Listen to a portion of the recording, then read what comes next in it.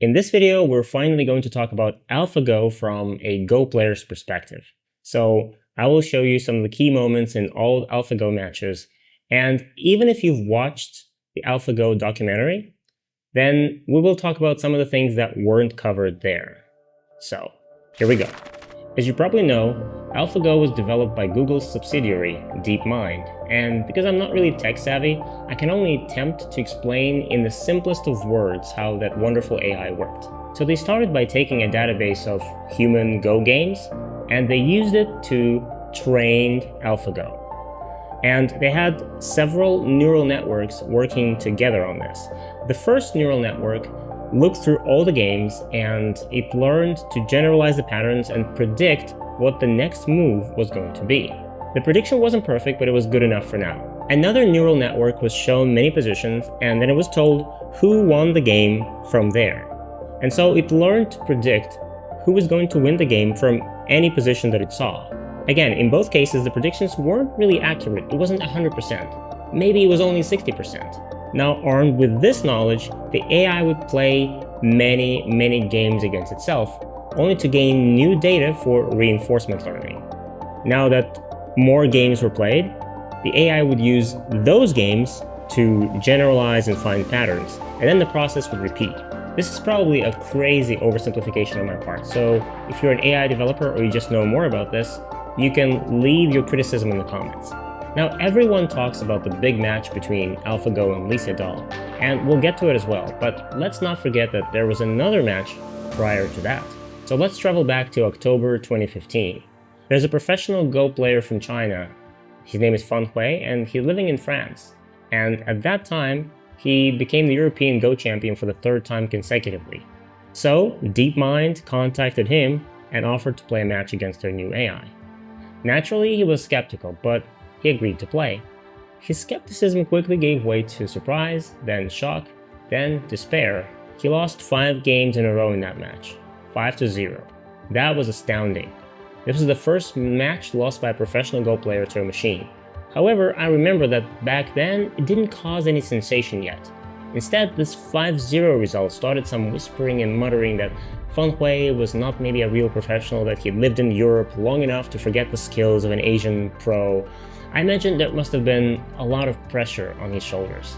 Go players often say that the AI brought a lot of innovation into Go theory in general, and opening and Joseki specifically.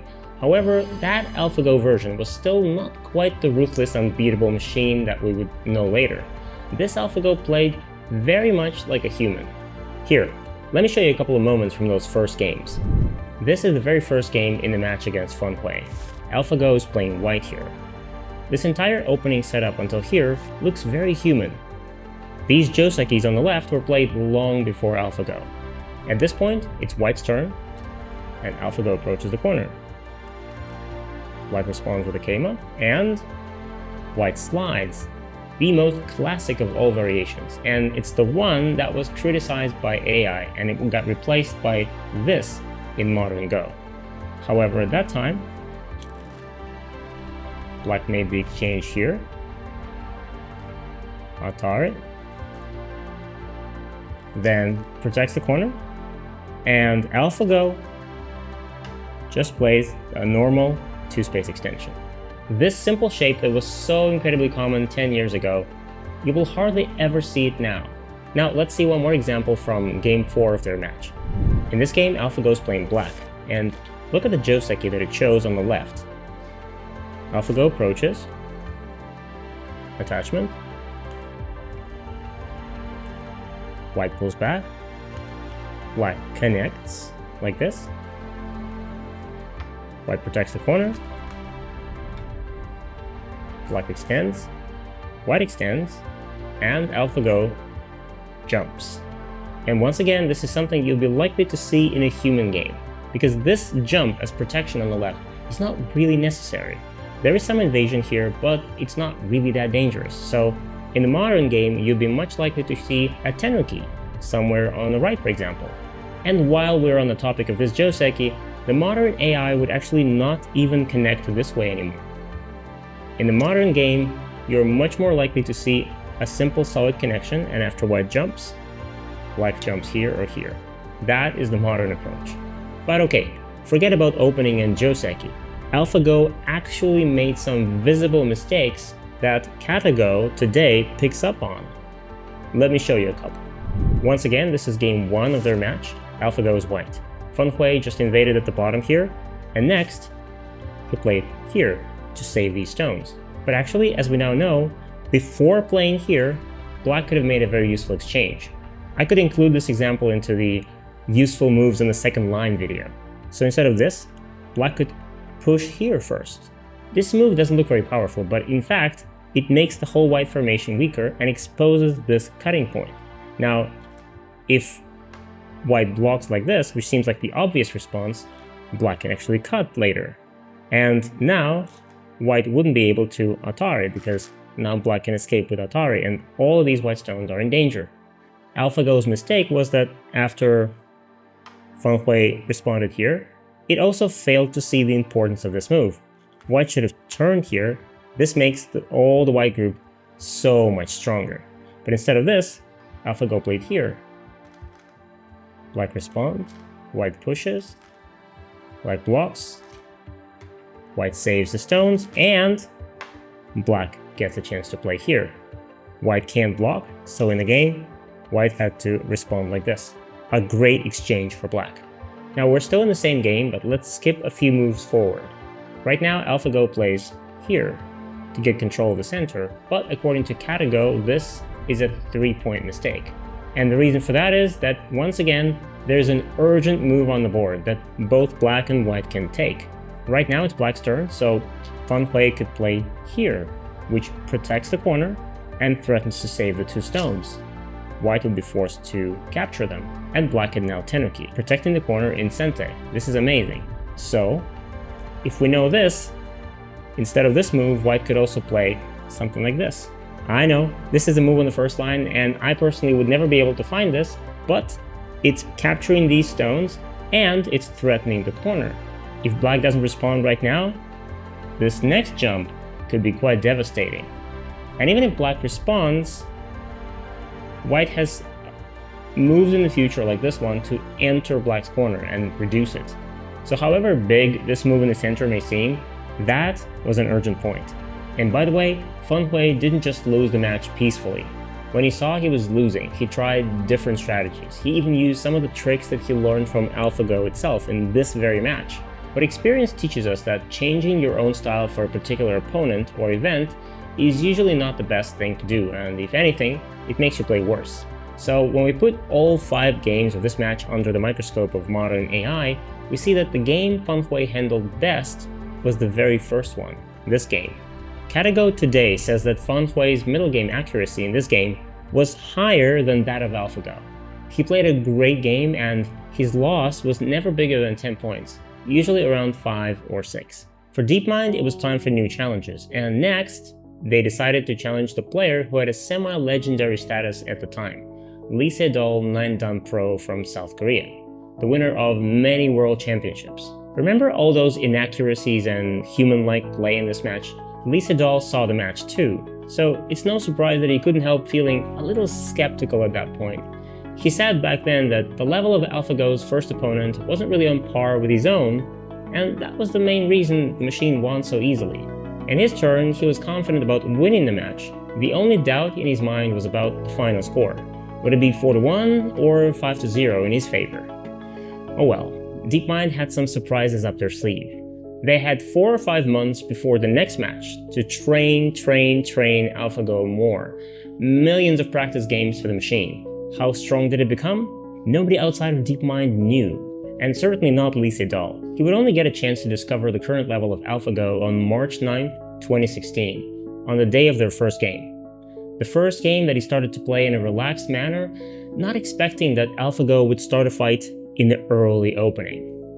Let me remind you how that happened. AlphaGo is white here, and I remember that the commentators were saying that this looks like a comfortable game for Sedol. Black has a lot of points on the right, these 2 stones, everything, and the white stones don't seem to be making any points. But AlphaGo had a plan here. White caps. Black tries to get into the center by attaching, fully expecting something like this. where white now has a cutting point and the black stones escape into the center. But AlphaGo had a different plan. It peeps here, white has to connect. Next, white pushes and cuts. AlphaGo turns this game into a disconnected running fight right from the beginning. Now Sedol needs to live with those 3 stones at the top, manage these 2 stones in the center, and also think of something for this stone here on the upper left. At the time, most of the commentators seemed to be saying that this looks like a difficult fight, but this is a comfortable game for Sedol.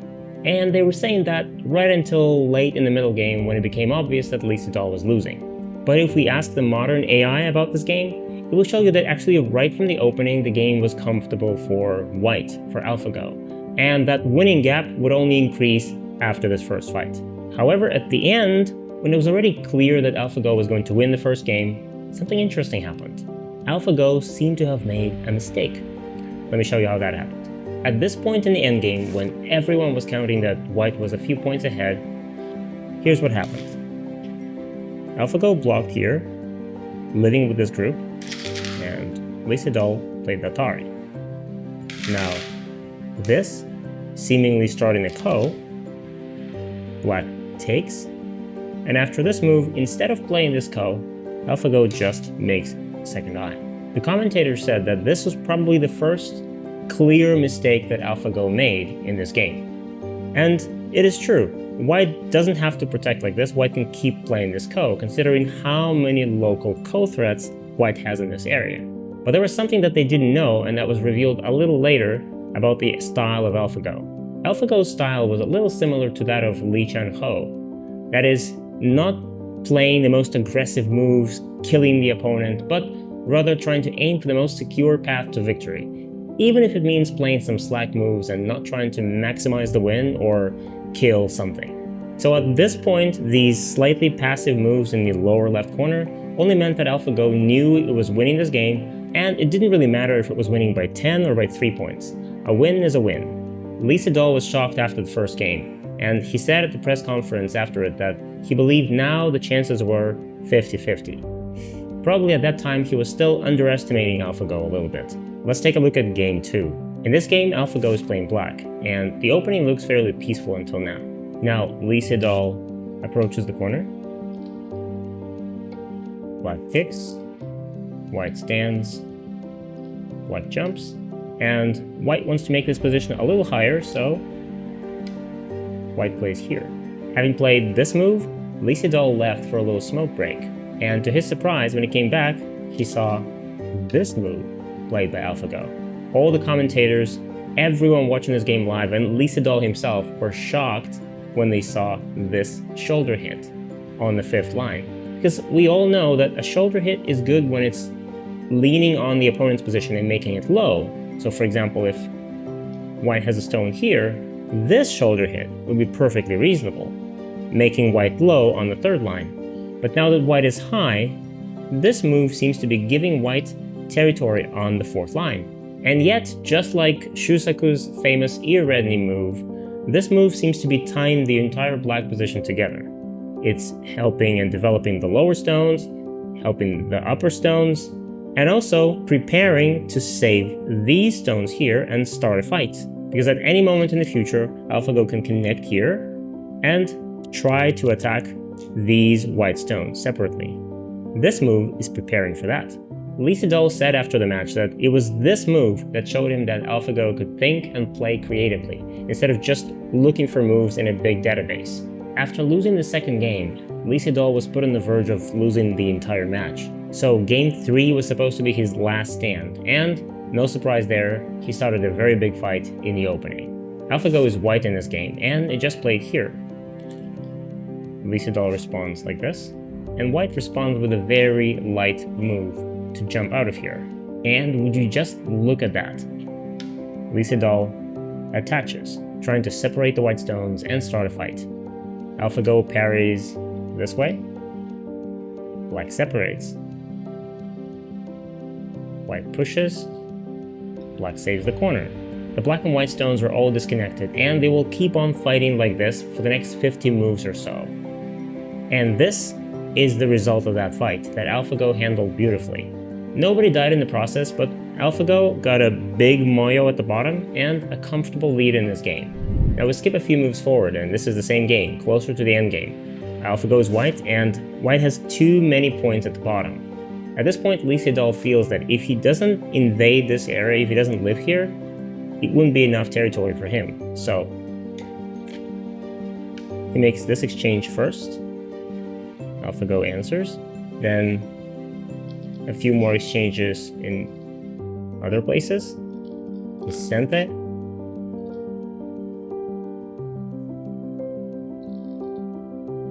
Now, this Atari first. White ignores and saves this stone. And now the final fight. An invasion. If Sedol lives here, all of White's points will be gone and AlphaGo will lose this game. So White needs to kill these stones. Let's see how that's going to work.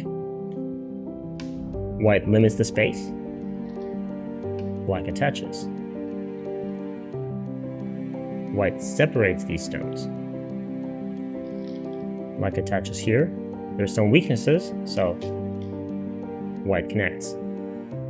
Now, a tricky move to the second line, preparing to make shape to the top and to play here. AlphaGo separates.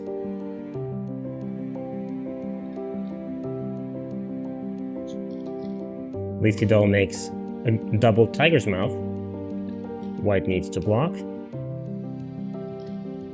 Black pushes. This is White's sente. And White connects. Now push.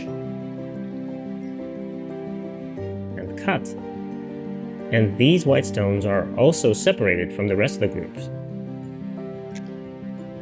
White blocks. Black plays this hane. White responds, and Black makes an eye and prepares for a ko. Many people believed at the time that machines were weak at handling ko fights. Because, a ko involves a lot of factors. You need to calculate all of the possible ko threats and evaluate which one to respond to and which one not to respond to. So we can almost say that this ko fight was the final test for AlphaGo. And it did just fine. After this ko fight, Sedol resigned the game. The score in the match became 3-0, and AlphaGo won the match. But believe it or not, and I think many of you know what I'm talking about, the most spectacular move in the match was yet to be played in Game 4. In this game, AlphaGo is playing Black, and Black has a scary territory/moyo at the top of the board. Sedol did a very good job at taking a lot of points everywhere and leaving those 4 stones up there lightly, hoping to save them later in the game. And the moment to show some miracles of Sabaki is now. AlphaGo just played here, trying to just swallow those stones in there. White plays here, threatening to rescue them. And AlphaGo makes a very solid shape. Connecting here would be impossible for White. Black is too strong around. So, White cuts here as a probe, and Black responds this way, just separating all the white stones. Another useful exchange. White blocks. This. Black captures that stone. And next comes the move that only Sedol could see.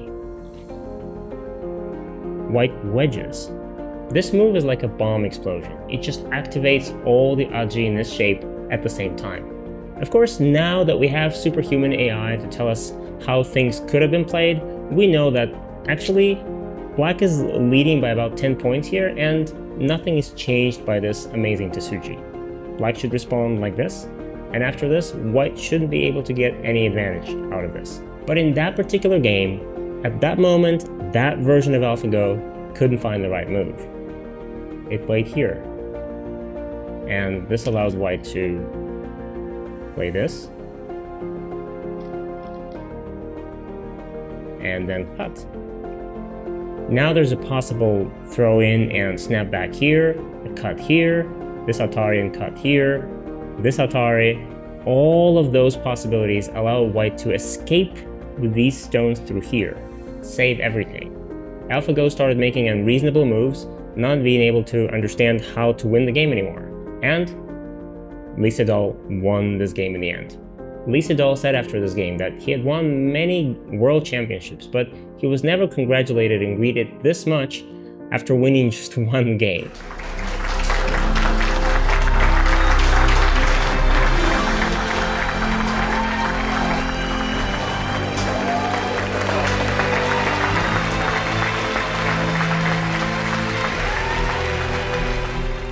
In the end, AlphaGo won this match 4-1, and DeepMind showed the whole world that the AI was now stronger in Go than human players. But DeepMind was not going to stop there. The AlphaGo that played against Sedol was stronger than the one that played against Fan Hui. So what if we give it more time and let it train more?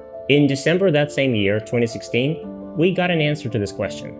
A mysterious player registered on Taijin Go server and played 60 games against all the strongest players in the world, and won all 60. Of course, this was another version of AlphaGo that became known as AlphaGo Master. Another match between that version of AlphaGo and China's strongest player, Kejie, was held the following year, and Kejie never had a single chance. That match was 3-0. AlphaGo got to superhuman level. Did DeepMind stop there? No, they didn't. They released yet another version of AlphaGo in October the same year, 2017. It was called AlphaGo Zero, and it was entirely different from all previous versions because no human games were used for its training. It didn't start from any human games at all. It developed all of its skills and strategies from scratch. So it started playing with itself, just making random moves at first, and then little by little it surpassed all previous versions and then got above them.